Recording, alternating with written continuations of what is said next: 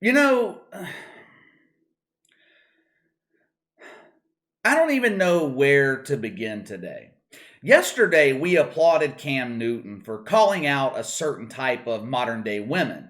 The media, Hollywood, they are partially responsible for the mentality of these boss women. But like I said yesterday, there is another reason that women have been propelled into leadership positions, especially in relationships, and that's the lack of real men. Men have been conditioned to hide their strength. They have been conditioned to be more in tune with their feelings.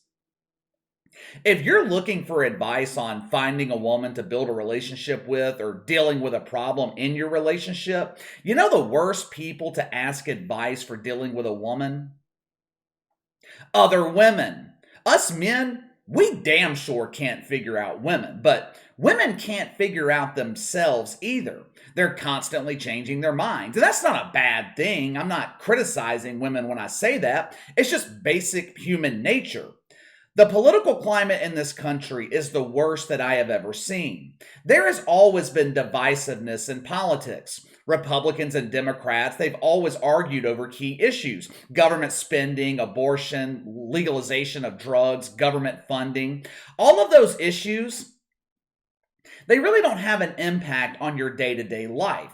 People on the far right, they get in their feelings about abortion, but does some woman in San Francisco having an abortion really have that much of an impact on the 40-year-old soccer mom in Dallas? No. For many decades, politics was nothing but theater. Over the last 20 or 30 years, with the advent of cable news, politics, it's really just become another form of entertainment. But for the most part, the issues that have kept us divided weren't all that important to your day to day life. At the end of the day, people on the right or people on the left, they could always come together on core values. Does a 44-year-old man belong in the same bathroom with a 13-year-old girl? In the past, we've all come to the same conclusion: no. Should a repeat offender charged with first degree murder be given bond? No. Should children be taught in school that it's okay, that it's normal to identify as a non binary baboon? No. You get my point. The country has always been divided on policy issues, but when it came to issues on values, Americans were unified. But that is no longer the case. There is a small minority in this country, maybe 8, 10, 12% of the population, that has completely lost their fucking minds. If I had to guess, most of them were raised without a father. That's what we're going to be talking about this morning: fatherhood, or in this case, the lack of fatherhood. There is a reason you're supposed to have two parents. You know that old saying, it takes a village to raise a child? I don't know the origins of that statement. Perhaps it was created by some social justice warrior involved in the Black Lives Matter movement, because BLM, they strongly believe it's the responsibility of the village or the community to raise the child. That statement is bullshit. It doesn't take a village to raise a child. It takes two parents to raise a child. And when I say two parents, I'm not talking about Joe and Bo. I'm not talking about Loretta and Violetta. I'm talking about David and Janet, Jacob and Brittany, a mother and a father. There's a reason parenthood was designed with a mother and father. It works. The mother provides a soft space. She's the caregiver. The father provides discipline. He doesn't take any shit, prepares the child for the world. I gave my mom hell growing up. I'm sure there were many days that she wanted to put me up for adoption. My mom could grab her belt and hit me with it. She could take shit away from me. I didn't care. I remember I was maybe 7 or 8 years old. Mom was beating my ass with a wooden spoon or something. I was just sitting there laughing at it. She either didn't have the strength or didn't have it in her to hit me hard enough for it to impact me. Anytime mom wanted to get her point across, get me to start behaving, all she had to say was, "I'm calling your dad." Immediately, I would transform from Lucifer incarnate to the perfect baby Jesus. All it took was the threat to call my dad. I remember I might have been around 13 years old. Me and my mom were having one of our typical arguments, and I called her a bitch. Dad was out working. He was on a job site. He and his crew were working across town somewhere. Anyway, he left the job, came home, and beat my fucking ass. Worse than I've ever been beaten in my life. I think part of him was more pissed off that he had to leave work to come handle the situation than me disrespecting my mom. Either way, you know what I haven't done since? It's been 24 years. I've never called my mom a bitch again. Hell, I don't even curse in front of my mother. There are a shitload of problems here in America, but there's one real crisis. When you look at most, not all, but most of the problems in America, it all boils down to one thing: the lack of fathers in the lives of children. Over 25% of kids in America grow up without a father. If you look at the prison system, I guarantee you, if you look at the prison system, 70, maybe 80% of the inmates grew up without their dad. Now, I didn't pull statistics on that. It's simply a guess on my part, but I'd be willing to bet I'm right. The number might even be higher than that. You look at the problems facing low-income communities, it's not a financial issue. The government, they keep throwing money at these communities thinking that's the solution. I know what we can do to help these families. Let's give them free money. That way they can pay the rent, buy groceries, and have zero incentive to provide for themselves. Colin Kaepernick likes to claim that the NFL is a modern-day slavery. You know what the real modern-day slavery is? The welfare system. It's the same concept.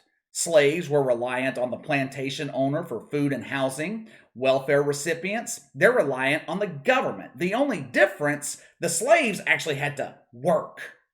Yesterday, Florida Governor Ron DeSantis, he signed a $70 million bill aimed to fight the lack of fatherhood in Florida. While this is a step in the right direction, it's a nice gesture. Do I think this will even put a dent in the problem? No.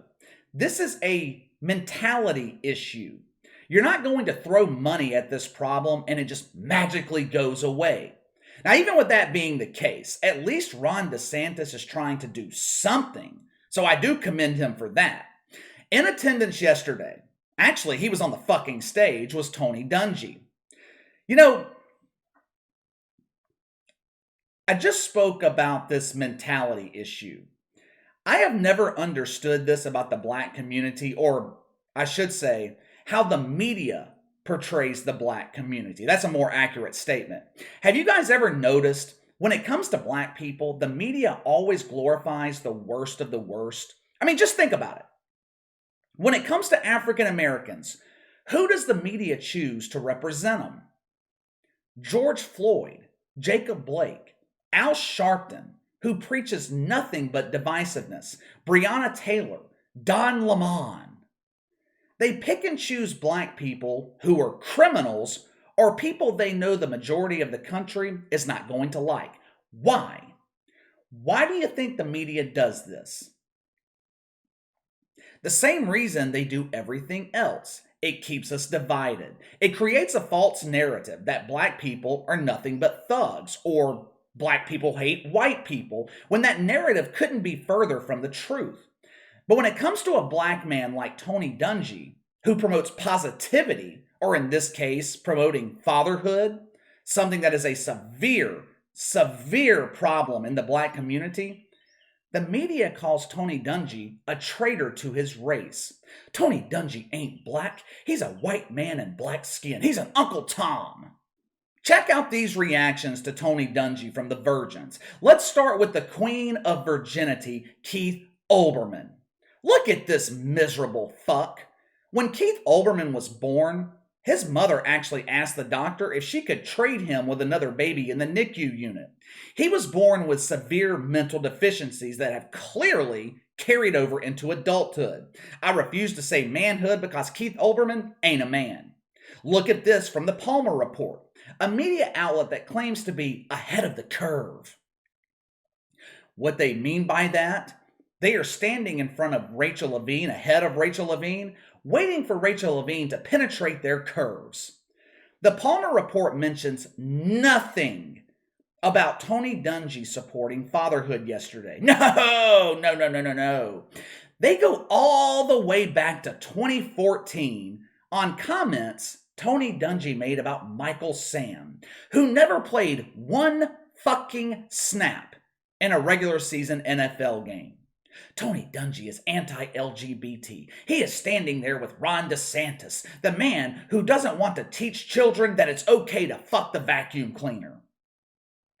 It was quote tweeted by resident dumbfuck Ron Waxman, who was nominated for the Shorty Awards back in 2018.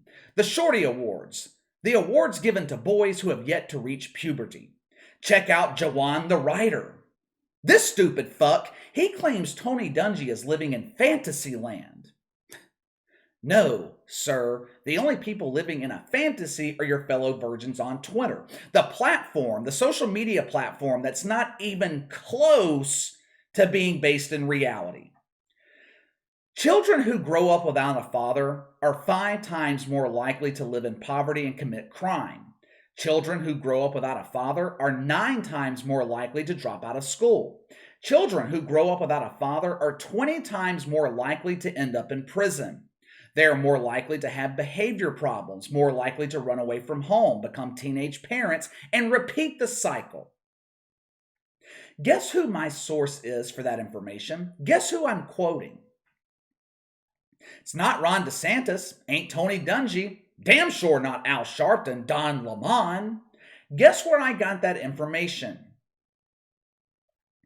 From a 2008 Father's Day speech given by Barack Obama, the hero of social justice warriors. Now, I don't see woke Twitter attacking Obama. I don't see them calling him an Uncle Tom for promoting fatherhood. How come? Why doesn't Barack Obama receive the same level of vitriol as Tony Dungy? Because Obama is the president of Club Woke and Tony Dungy is viewed as the enemy. And that right there is the problem. That is the reason you don't negotiate with these woke fucks. Ron DeSantis could give every Twitter virgin living in Florida $10 million. You know what they would do? They would ask for $10 million more. It will never be enough with these people because their platform isn't about change. It's about control. The woke, they don't want to solve problems. They create problems. They don't give a shit about the lack of fathers. They created that problem to begin with. At the end of the day, it's all about power and control with these people. But let me know what you think. Give me your thoughts on the hate Tony Dungy is receiving for supporting a bill aimed to help fatherhood in Florida. And he's receiving the hate all because Ron DeSantis is the one signing it into law. Sound off in the comments below. Make sure to like and subscribe. Click the notification bell to receive all notifications from the channel. Best way to contact me is by email at btlkc84@gmail.com, KC_BTL84 on Twitter. I'll see you guys later.